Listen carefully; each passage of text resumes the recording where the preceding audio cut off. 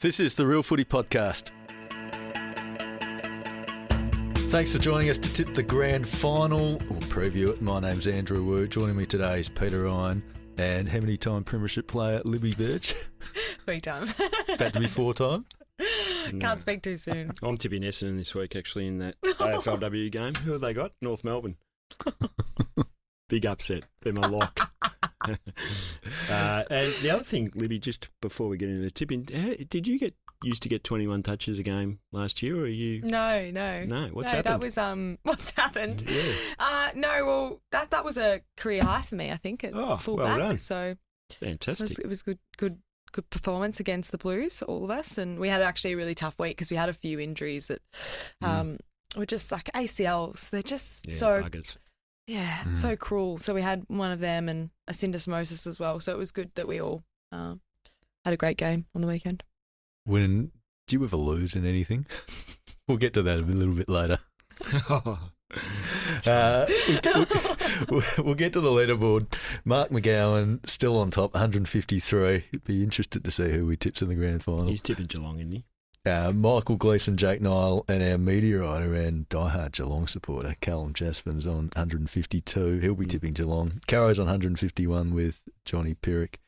And Pete, you and I are level with Matt Stokes. Yeah. Oh, how'd that happen? You haven't been tipping winners. This is just an absolute punch in the face every week. Now it's good, isn't it? You kind of get to a low point where you just know you've hit the bottom and you just got to go up from here. Next year, big year. Yeah, you're going to go the opposite, do you reckon, to try and get one up on each other? We haven't discussed it. I don't know who Andrew's tipping, but I'm pretty... No, I won't be going the opposite. I'll just go with who I believe will win. I was surprised. John and I are the only ones who tipped both prelim final winners last week. So well done, were we? I wasn't as convinced on Collingwood based on one win in the qualifying final, but the Lions got the job done, but there's a bit of a sting in the tail for that, which we'll get to a little bit later. Okay, grand final, Geelong v Brisbane, probably the two best teams in it. Absolutely, I agree with that. They both had great seasons, and Brisbane, whenever they were at their best this year, they had reasonable claims to be the best team in it. What about you, Libby? I think Geelong are in the best shape they've been in for a long, long time. In terms of when you want to peak for a grand final, they've got like one of the healthiest list, and they've managed their players really well. I feel like Dangerfield's in red hot form, which is exactly what you want going into a grand final. And then when you think back to 2022, a player like Max Holmes misses with a hamstring injury, and it was a controversial decision at the time for Chris Scott, but he gets his chance this time, and of course he's not going to let that slip. So I just think the way that they have been so adaptable and malleable throughout the year with each team that they play against, it's going to be really tough for the Lions, who probably have Lachie Neale at 80%, I would say, not even that maybe. And there's a chance that he comes out within the first quarter of the game. Would you play Lachie Neale? I'd play him, but it's a risk. Like, you obviously wouldn't play Berry as well because you've got two high risk players that could, theoretically be out of the game within 5 minutes, as we saw Pendlebury with that calf injury. So you'd have to play one. It looks like it's Lachie Neale at the moment, but there is always a risk that calf just goes within the first couple of minutes. Do you have a set philosophy or policy in terms of grand finals and carrying injured players in, because it's such a big risk? I mean, Lachie Neale's an extremely good player, and if he's at his best, he could, he's in Norm Smith kind of territory, but clearly he's not. But are you seduced somewhat by the magnet? Yeah, as physios and high performance staff, I guess September has different rules. Obviously exempting concussion, but the philosophy around soft tissue injuries is that you can play through certain soft tissue injuries if they are low grade, but we understand that Lachie Neale's it was quite significant. It was a grade 2. It looks like he's moving quite well, but the game parameters are unpredictable. You sprint, you jump, and your body does things instinctually. So I think that's going to be more of the issue come game day. rather than him having got through a full training session. Yeah. In saying that, you have to trust the athlete. So that sounds like what they've done, and he's put every foot forward. I've done a hyperbaric chamber in my time, and it sounds like he's been living in there the last couple of weeks, but it's 21 days since he last did it, which will be grand final day. So you probably need 2 more weeks, but look, you roll the dice for a player like Lachie Neale. Yeah, hyperbaric chambers aren't much fun, are they? Oh, it's actually, I found them quite therapeutic, but very boring. Yeah, you're sort of in a spaceship, basically, Yep. a big cylinder full of pressurised oxygen, and it's meant to increase healing, reduce inflammation. Can you do anything in there? Like, you can read a book. Read your phone or anything? Read your phone, yeah. That's not boring. That's exciting. That's my life. Bit of quiet time and get some enriched get some oxygen. writing done. Yeah. What about the Tom Stewart loss? Because kind of it's been underplayed, but I reckon a couple of years back, if Tom Stewart had been out, you'd almost say Geelong are going to struggle to win without him. But Chris Scott says he's their best player. Yeah, big enough factor. Well, it wasn't last week because they didn't. But is it easier in game to kind of, because you haven't planned as the opposition for how you can exploit that? Well, it is a big blow. Outside of his injury, I thought last week was the perfect grand final tune-up for Geelong in that they got a contest and they had to come back and play well to win. But losing Stewart... Jack Henry's going to be okay, but again, a bit of a cloud. But the big question is, would you play Reece Stanley or Jed Buse to come in for Tom Stewart? It's a big call, isn't it? It's a really big call. It sounds like Chris Scott likes Blitzarves where he is at the moment. Obviously, if Reece Stanley comes in, Blitzarves maybe spends a little bit more time back. But Jed Buse can probably do almost like a tagging sort of role in that half-forward line. Would that then release... it would release someone else from... Yeah, because they like Zach Guthrie, don't they? He's a smart player. Oh, he's a great player. So he takes over that Stewart role, doesn't he? It's a big call, takes over that Stewart role. Buse comes in and, he's just another body in the back line. Yeah, but Blitzarves has been so good at stoppage and at centre clearance particularly. Once the ball hits the ground, isn't it? That's where he becomes... So it's been able to give them territory, whereas Reece Stanley's, 50-50. He's actually played really well this year, but he's coming off a hamstring too. So he'd be more, I would suggest, insurance in case something happened to Blitzarves or Shannon Neale or any of these guys. So it's a big call because Buse only played 4 games. Yeah, that's which would be hard to step into a grand final as good as he is. Unless you give him a role on Yeah. And you just say, look, nullify this player. Yeah. That's all you have to do. Who would he get out of Brisbane small forwards? Well, he used to play on Charlie Cameron. But yeah, I was going to say. I don't know if he would do that job again. Maybe he would. Charlie Cameron's... It hasn't been in great form, but he had a couple of big moments last week. Yeah. But it's baffling Charlie Cameron because he's still fast. I know. He hasn't lost his speed, so there's no reason why he should be on the decline. I know. I've got some stats on the absence of Stewart for when he's played when he hasn't in 2025. We never do this sort of stuff. This is what Libby adds to us. Bit of substance. Do you want me to add to it? Yeah. Okay, go for it or don't go for it. No, that's just huge. Okay. So we've moved into the modern era. It's like we're umpires, not umpires. Sorry, go on.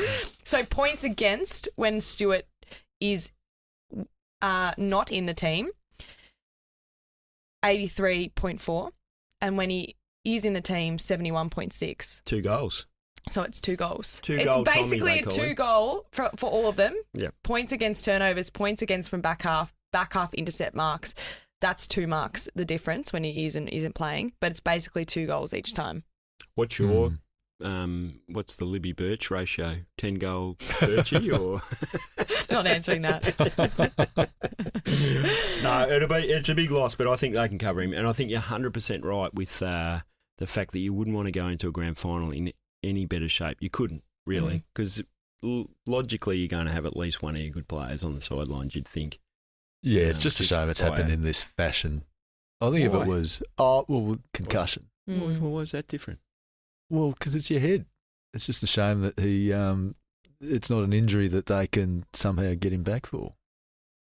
Like if he'd hurt he's carrying a caught thigh or an ankle, jab him up and he can play. Yeah, no, that's true. It's sad to miss in these circumstances. Be the first player to miss a grand final because of the concussion rule. No, but then Damek Stay Chelsea Randall did in for the men, AFLW. sorry, Yeah.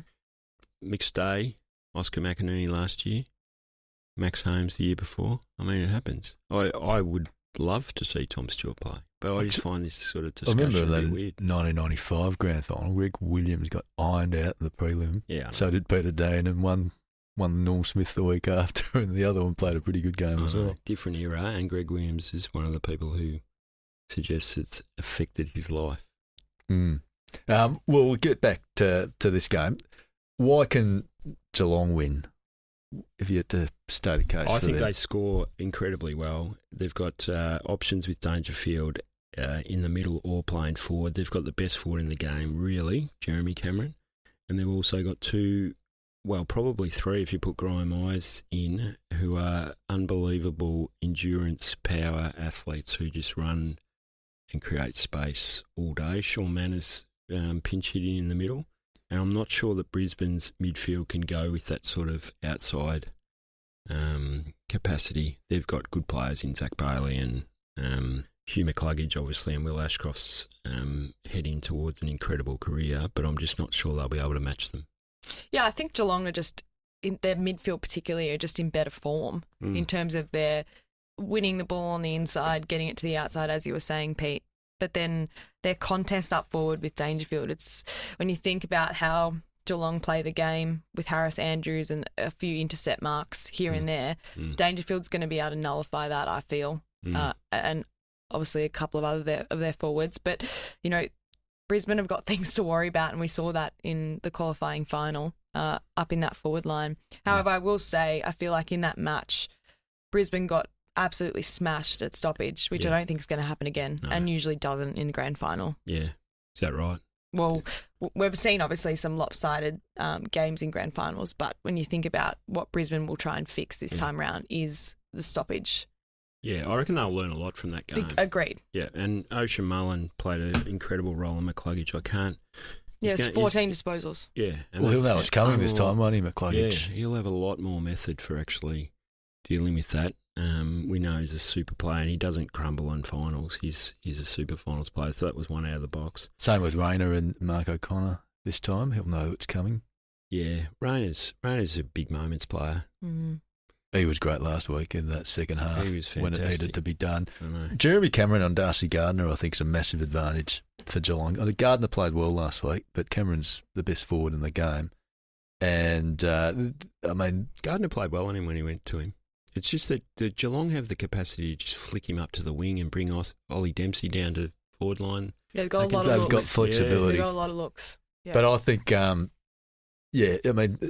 Jack Payne's going to be a big loss. I know he's been out for a long time, but that would have been... I'd forgotten about him. He would have been the matchup. He would have been the matchup for Cameron.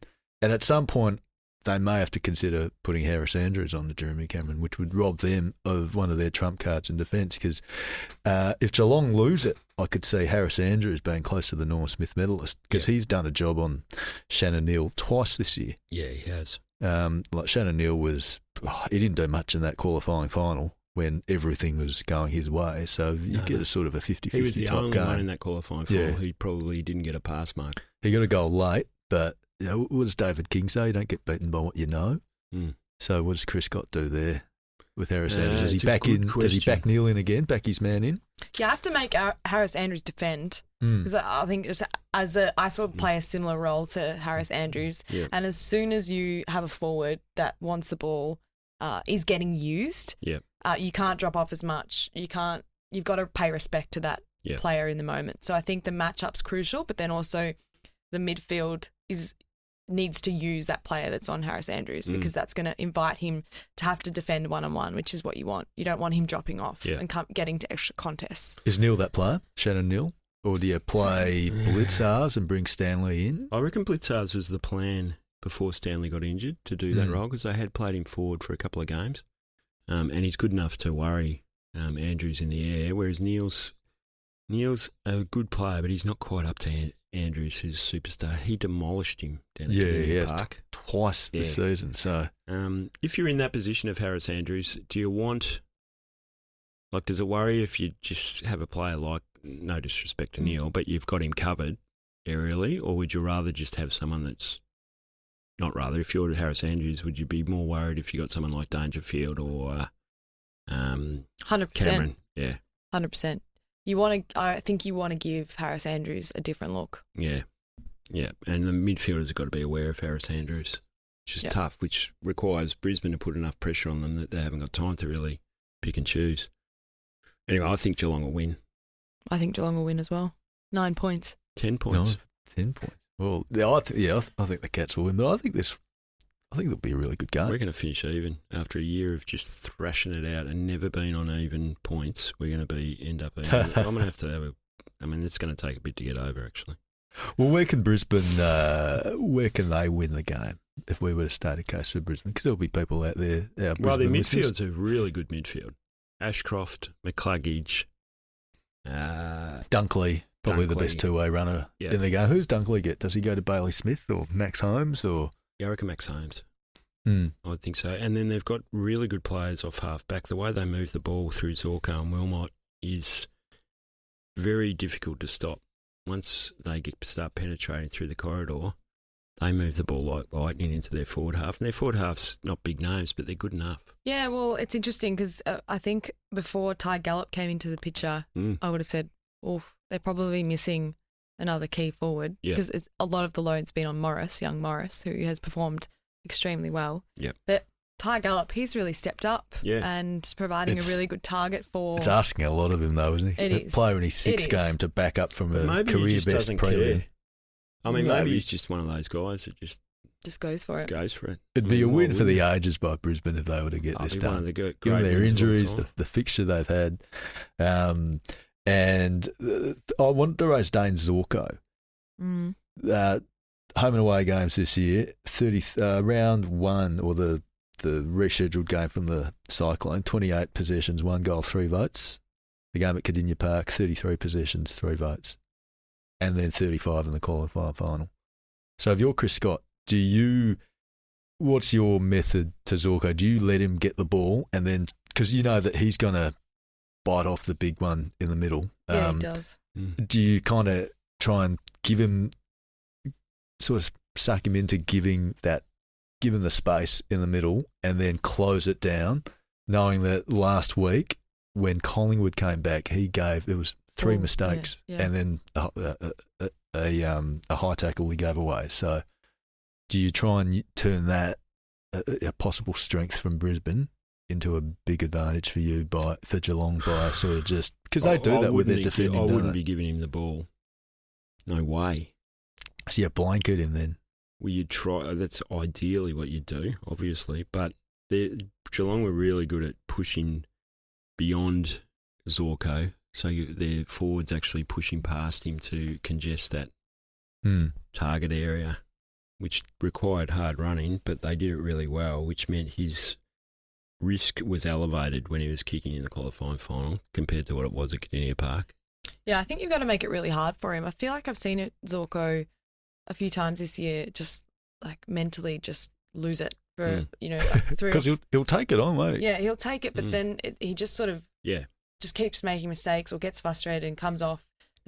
Chris Fagan has to pull him off for a couple of minutes. So I think they can use that to their advantage if they really make him work hard for his possessions, be physical with him, and then get in his head when he's making mistakes, because it's clear that he can make multiple in a row and it costs goals. In saying that though, when they do come off, it's a goal for the Lions. Yeah. Well, he's so important because it takes away their weakness of that key forward, because it brings those smaller forwards into it and they can bypass and get out the back. Yeah, absolutely. I thought it was a bit harsh, the Collingwood fans booing Zorko last week.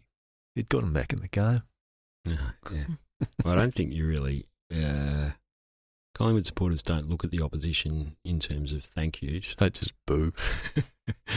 And what he did to Mason Cox was out of line. That was silly, wasn't it? Yeah. Although I silly. Sort of agree with Jimmy Bartell as well that, why do that, Mason? Yeah, I know. I agree with that too. But you can't be ripping a bloke's goggles off when he's... Goggles? It's silly, isn't it? It's kind of like pulling the hair out. Yeah. The hairband from you. Yeah, it was classic Zorko though, wasn't it? Let's face it. Cox and Zorko are not really, world leaders that you get behind. Zorko's a great footballer. I mean, the fact that Kitty Coleman played in that grand final a few years back and now Zorko's kind of taken that role, it's an incredible extension of his career. Should be a good game. Yeah, I feel I think in finals you get beaten by your weaknesses. I mean, and that for me has always been for Brisbane this year, replacing Joe Danaher. I know Gallup stepped up last week. It's a big ask for a 19-year-old, sixth game to do it again in the grand final. And injuries as well for Brisbane. Yeah. Jared Berry. Yeah, Jared Berry's an important player. He's a good player, yeah. I remember last year Sydney went into the grand final with question marks over Callum Mills. They didn't play him. But Isaac Heaney was banged up and he wasn't anywhere near the player he had been during the year. No. Oh, pathetic Sydney. Their last two grand finals. I did like Chad Warner's line that it's the beaten up on Sydney Cup. Didn't they play Logan McDonald and he had a really bad ankle? Didn't I think play I gave him a well. 0.5 for his match. Yeah. Did you? No, that was generous. That was generous. That is rough. Yeah. But hopefully we get a better grand final this year. And we're not going to get a better grand final if you barrack for Geelong. If you don't barrack for Geelong or Brisbane, because it's already dead to most people. What's it? Because people will watch the game with some enthusiasm and then they'll switch off once the cheering starts. No one really wants. If you don't barrack for Geelong or Brisbane, you don't really get excited about either of them winning. Well, what if it's a very close game? No, you'll watch the game with passion, but then bang, it's all over. No, I love grand finals. I love the emotion. Everything's on the line in a grand final. Just the contrast in emotions. Yep. One set of players achieves their dream, and it's just absolute heartbreak and agony for the other side. I know. It's the drama of sport and cutthroat finals and what's at stake.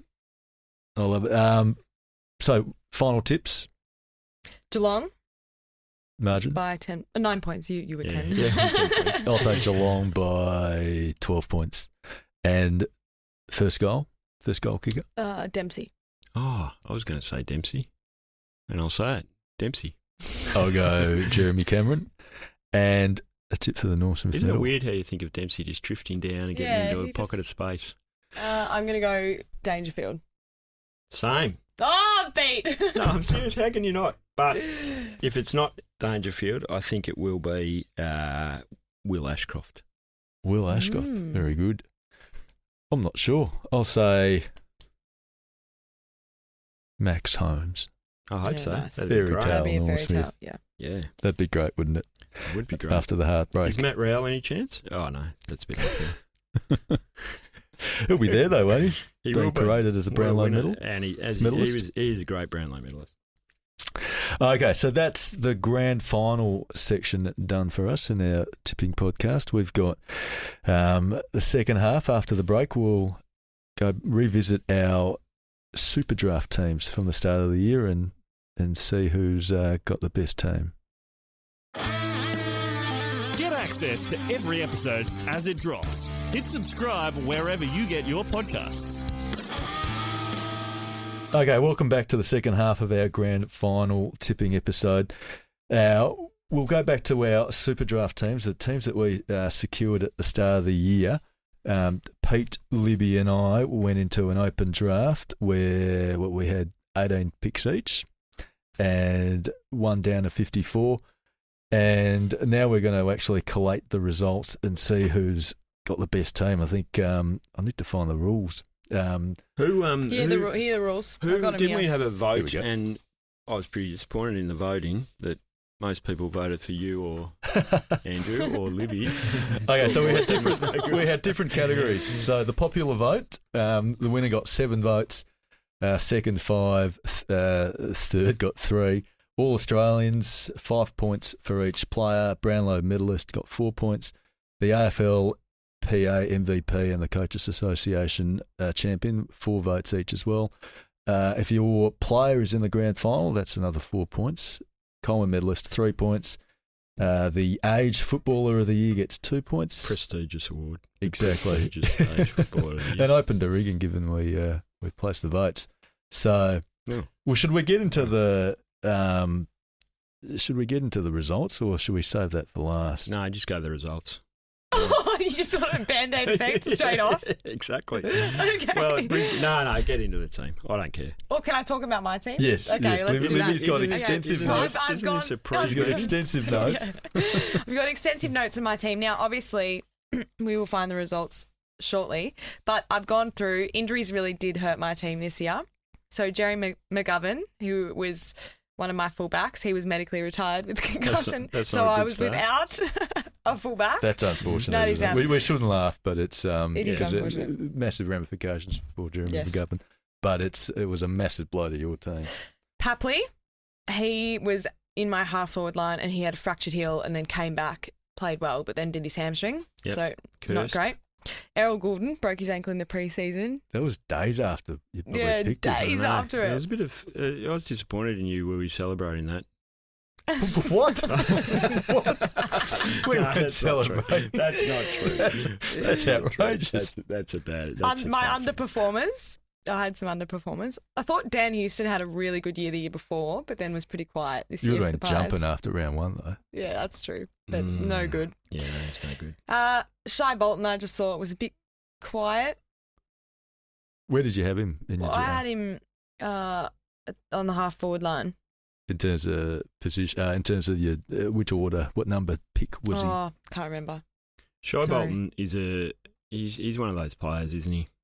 He's kind of in and out and let you down occasionally. My trademark No, he's a great player. players in the forward line I thought were Jesse Hogan. I know that he was a little bit injured at times this year, but he still kicked 43 goals. That's It was good. going well until the final Yes. third, and that foot Yeah. injury really got to him. And Nick Lachie, he was solid with 41 goals this year. And then Newcombe was the star of September.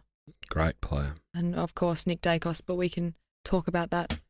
There's a bit of irony that the physio picks the team that ends up with the Highly most injuries. injured. It's your strength and conditioning team needs a bit of a review. I did Libby. have 3 All-Australians. I know you did too, Wooey, but Hugh McGuggage was a big pick for me. On the wing as well. Yeah, he was in really the good. position that you picked him in. Nick Dacos and then Harris Andrews. So I was happy with that. Yeah, that is a good effort. I had injuries too. Ridley, not surprisingly, nearly walked out of his club through injury. Sam Walsh, again, probably, unfortunately, has had a bit of battle with injury. Just the 14 games And for Brent Walsh. Daniels, who has a 1 in 100 abdominal muscle. Yeah, that was shattering for you and your team. Yeah, that was Sam Darcy disappointing. as well. Sam Darcy, yeah, but he came back. I mean, Sam Darcy was always going to be a speculative pick, and I was pretty happy with him. You should get points for Mark of the Year. Yeah, which is... can I rant about Mark of the Year Yeah, and go for it, go. Goal of the Year? They're just not Get it hitting off the your mark. chest, Pete. They're not hitting the mark. But Sam Darcy was very gracious in the way that he accepted that and said he probably didn't even mark the ball, which is fair enough. But Jamie Elliott has to be Mark of the Year, so Yeah. finals Off has on to the be in it. prelim, yeah. Isaac Heaney 100%. was the year before, was robbed, as was Aaron Edwards. They just get it wrong, and they're putting context too much into the context of the game. And then Noah Anderson, and I don't think he'll mind me saying this, late on the Brownlow night said to me when I said, "Are you wearing the Brownlow?" And he said, "No, it's goal of the year. I won it for kicking directly in front, 40 out." On the run from the centre It's bench. not a highlight. Yeah, no. It's I a didn't think so context of the either. game. Yeah. It's a brilliant goal. Yeah. And I am rapt that Noah Anderson won the goal of the year. Yeah, well, But you need to be able to show it in 10 years and go, that is amazing. well, Jamie Elliott's mark in the prelim final should be the mark of the year. Oh. So, But in and he terms should of- have won it the year before as well. But logistically, how do you if you save it for the end of the season, then it doesn't really get the fanfare because everyone's kind of moved on from footy after grand final week, so you don't kind of get that recognition for the mark of the year. I see what you're saying, but, well, something has to be done. I don't care. I don't have an answer. Something has to be done as he Yeah. slams his fist onto the desk. You're just I'm trying not to, happy. You're just trying to deflect from your team. Games like AFL rely on moments like that to attract new fans. You can't have Noah Anderson running, No, the I agree 1-2. with you on that. I agree with you. You've got to show. Now better keep things. talking about your Yeah, team. back to your sorry. team. Back to your team. Because All we Australians. did Yeah. ridicule you at the start of the year when you picked Riley Thilthorpe No, and it Sam was Darcy. Alir, wasn't it? We'll get to me later. But I Riley didn't have Thilthorpe earlier. it seemed a speculative pick, but by about round 6, your forward line was dynamite. I had Watson, who you laughed at. Yeah, that was great. And, he was high at pick. We didn't laugh at that, did we?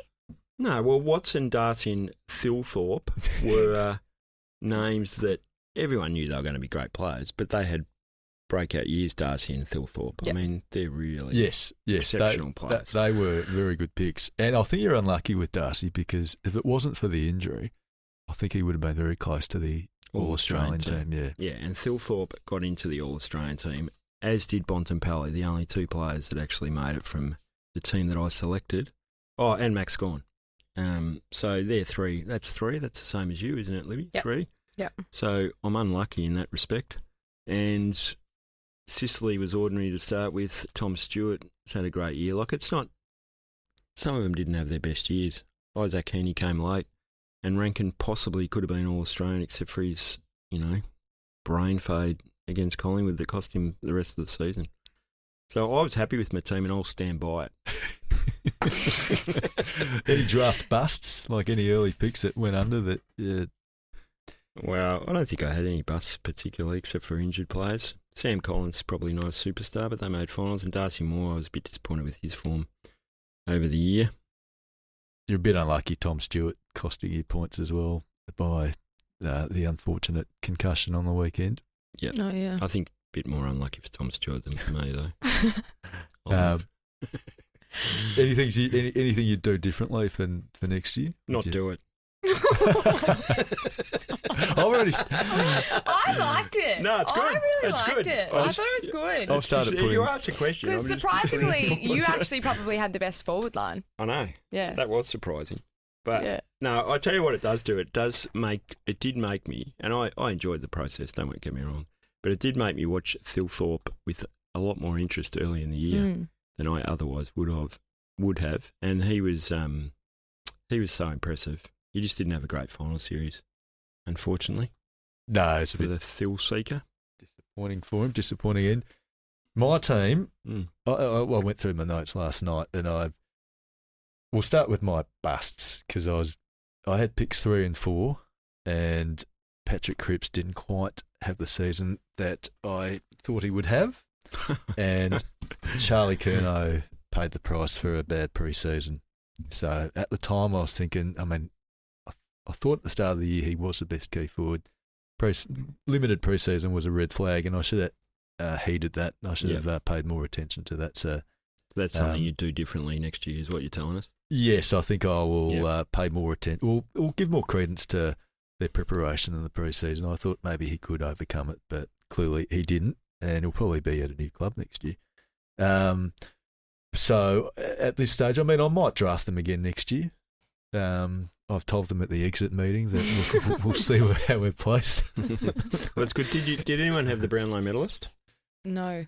That's an indictment on. Yeah, it is an indictment on us. Did any of us have Noah Anderson to start with? No. That's we'll get to that a little bit later. The parts that I'm happy with, I thought Jeremy Cameron at 15 was a steal. What an unbelievable! How did you let me get that? That was magnificent. All-Australian, Coleman medalist.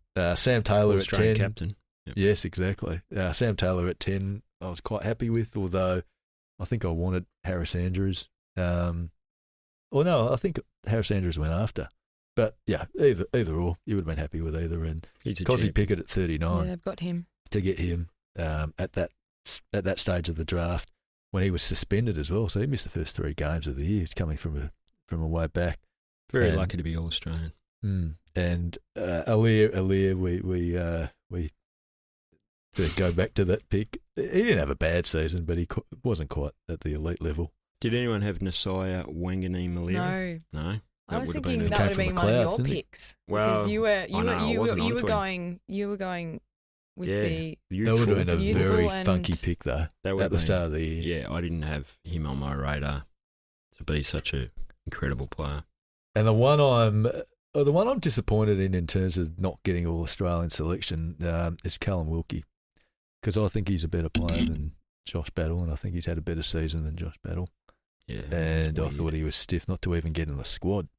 So he didn't get in the squad, did he? I don't think so, no. Yeah, right. They had a kind of a strange year. But, I mean, Josh Battle, good luck to him. He played very well given his first season. Yeah, he's a better player than I thought he was. Yeah.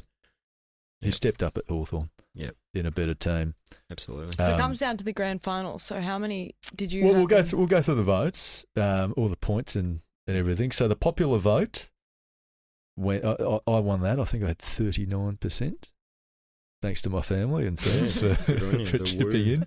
The Woo crew. Libby, I think you were on 35%. We were neck and neck for a lot of the Wu Tang early clan. part. And Pete, unfortunately, I got the message. Failures feedback. 26%. Failure is feedback. I was never going to get the popular vote. Who wants a popular vote anyway? Well, I do when it's worth 7 points. And all Australians. So Libby had Harris Andrews, Nick Dacos and Hugh McCluggage for 15 points. Pete, Riley Thilthorpe, Max Gawn, Marcus Bontempelli for 15. Yeah, great. And I had Sam Taylor, Keziah Pickett and Jeremy Cameron for 15 as well. There you go. So we're neck and neck there. AFL PA MVP, Nick Dacos, 4 points. Number one draft pick. Another joke of an award. Well, the players don't even watch footy. How would they know? Well. Just because you're mad that I've got Nick Dacos and you don't. Oh, Pete would have been a very sore loser in the schoolyard. And grand finalists. Stupid award, yeah. Pete, no grand finalists. Well, Tom Stewart's unlucky. Yes, very unlucky. Yeah. I've got 3 Wow. all Geelong players, Tyson Stengel, Brian Myers and Jeremy Cameron. And Libby's got 4. Who are your 4? I've got grand Harris final? Andrews, Hugh McCluggage, Lachie Neale, and Max Holmes. Okay, so that's 4. What if Lachie Neale doesn't play? Well, this is the They said that this he's is the in. twist. This They is the said that twist. he's So it's in. not Right. quite over yet. So if Lachie Neale, we'll start. Pete finishes on 18. No, I'm happy with that. No, We're we're rebuilding. So you've got the number. You've got the first draft pick next year. Yeah, thank you. No, I'll take that. I'm on 37. Yeah. I've asked for concessions, actually. And Libby is on 40, but that's assuming if Lachie Neale plays. So if Lachie Neale doesn't play, then You win So it by all 1 comes point. down to... it comes down to selection. Lachie Neale. So my advice playing to Chris Lachie Neale. Fagan is Well that done, Libby. you should never take injured players into a grand final. Well, they're saying he's in. That's good, Libby. You deserve to win because of your superior football knowledge and because you put in the work, I would say. Yeah, judging by all my Yeah, notes. no, that's great. Uh, And So- you're obviously a better judge of talent around the town than Wooey and myself. So, well, how do we adjudicate? I think Lachie Neale will play. So Libby is the inaugural winner of our Right. that phantom means that I draft. get, the last draft pick on draft day? 3. I'm number 3. No, there's a big bottle of champagne on your way, Okay, great. which you have to drink before you play Essendon. Okay. So you'll end up with pick 3. Do you want to trade it? we'll get into that next year. We'll think of some other rules and how we can improve the When are competition. you playing? Why don't we go Friday night? Pete might get I a, am playing Friday afternoon, so maybe Oh, yeah, there you go. maybe we have a long lunch or something. Yeah, exactly. do we? Oh, we've got to go to our editors to see whether Pete gets a priority pick. Yeah, I know. Have you ever been undisciplined before a game and woke up and thought, oh, that Does was... it seem like I would be No, undisciplined? that's why I asked. Well, great. if she was, I don't think she'd be saying it, would she? No, not an AFLW game, but just, through your career. No. That's great. I respect that. Okay, that's all we got time for today. Thanks for joining us and for joining us this year. Actually, we've had a lot of fun presenting this show. It's my favourite hour of the week at work. You can see the rest of the experts' tips. It is actually. It's good. At theage.com.au/AFL. Make sure to subscribe, rate and review wherever you get your podcasts. If you'd like to hear or if you'd like to get in touch with us or get Libby Birch onto the show a little bit more to provide a bit more substance, send an email to realfootypod@theage.com.au. We'd love to hear from you. Our podcast, the Monday version, will return on Sunday after the grand final when Jake Nile, Michael Gleeson and possible tipping champion Mark McGowan reviews the grand final. Thanks for listening, and if your team's playing this weekend, may your club win.